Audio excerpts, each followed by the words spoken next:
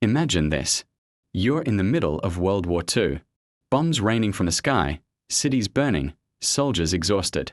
Suddenly, your army is running out of weapons, ammo almost gone, enemies closing in from every side. Most countries would collapse right there. Game over. But not this time. This story isn't about surrender.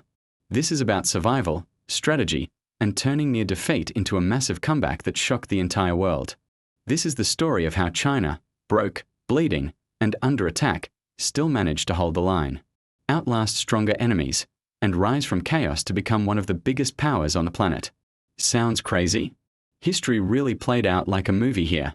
Let's rewind the clock back to the chaos of World War II.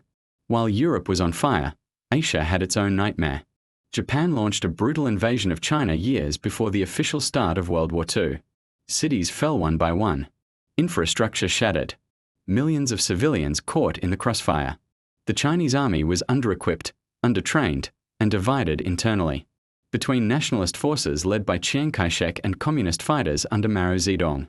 Chinese soldiers standing with outdated rifles, sometimes even farming tools turned into weapons. Ammo supply lines broken. Factories bombed.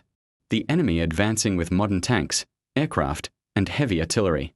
On paper, China should have lost quickly. But war isn't always about the strongest weapon. Sometimes it's about endurance, and China mastered that art. When weapons ran low, they didn't just quit. They switched tactics. Guerrilla warfare kicked in. Hit-and-run attacks. Ambushes in mountains. Sabotaging railways. Cutting supply routes. Instead of fighting Japan head-on, Chinese fighters turned the entire land into a battlefield maze. The invaders had power, but China had terrain, numbers, and the will to never fully surrender. Meanwhile, the world was watching. Some countries feared that if China collapsed completely, Japan would dominate Asia uncontested. So external support slowly began to flow. The United States sent supplies and air support through dangerous routes like the Burma Road. Even the Soviet Union provided military assistance early in the war.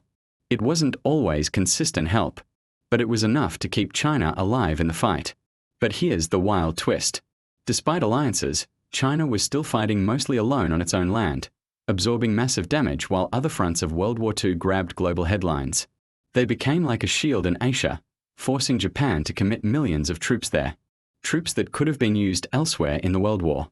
That pressure changed the balance of the entire global conflict. Then came the moment when Japanese forces tried to crush resistance once and for all. Major offensives launched, cities bombed non-stop, hoping China would finally run out of everything. Guns, morale, hope. And yeah, supplies did run dangerously low. Soldiers sometimes reused bullets, repaired broken rifles again and again. And civilians joined production lines to make weapons from whatever materials they could find. It wasn't high-tech warfare. It was pure survival mode. But survival mode worked.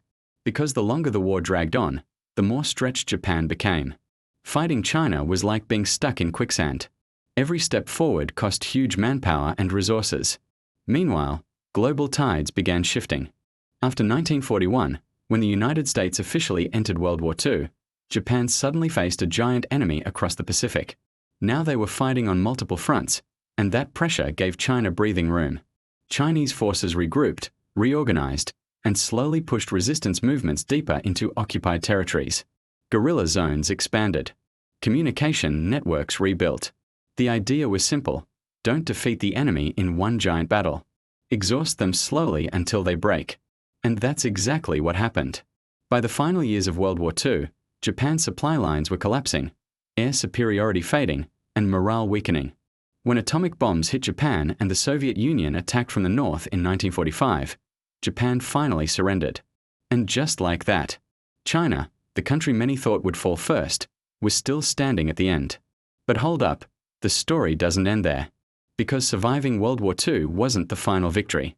It was just the beginning of a bigger transformation. After the war, China was devastated, yes, but also experienced. Millions of trained soldiers, battle-hardened leadership, and a population that had endured years of invasion. That survival mindset later fueled internal power struggles, leading to the Chinese Civil War.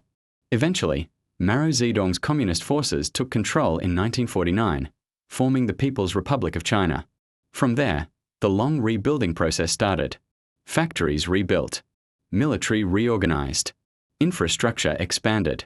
It wasn't an overnight rise, but a decades-long grind built on the lessons of surviving total war with almost nothing. The same country that once fought with limited weapons began developing its own massive army, industry, and later nuclear capability. Step by step, year by year, China transformed from a war-torn battlefield into a global heavyweight. So when people say power is only about technology or money, history says otherwise. Sometimes power is about endurance, about taking hit after hit and still refusing to collapse. China in World War II showed that even when weapons ran out, strategy, alliances, guerrilla tactics, and sheer willpower could keep a nation alive long enough to rewrite its destiny. And that's the real plot twist of this story. The world expected China to be the weakest link in Asia during World War II. Instead, it became one of the reasons Japan couldn't dominate the continent. By holding on when everything seemed lost, China didn't just survive the war, it set the foundation for becoming a massive power in the decades that followed. Now think about that for a second. A country under invasion, low on weapons, divided internally, yet still managing to resist one of the most advanced militaries of that era, and then rise again stronger. That ain't just history, that's a cinematic comeback on a global scale. And that, my friend, is why World War II in Asia isn't just a side story. It's one of the greatest survival sagas ever told. From desperation to dominance, from empty arsenals to a future superpower, this was the ultimate long game. So next time someone talks about World War II only in terms of Europe, remember this hidden battlefield where survival itself was the biggest victory. Because sometimes, winning doesn't mean conquering everyone instantly. Sometimes, winning just means refusing to fall until the world changes in your favor. That's the story. The grind.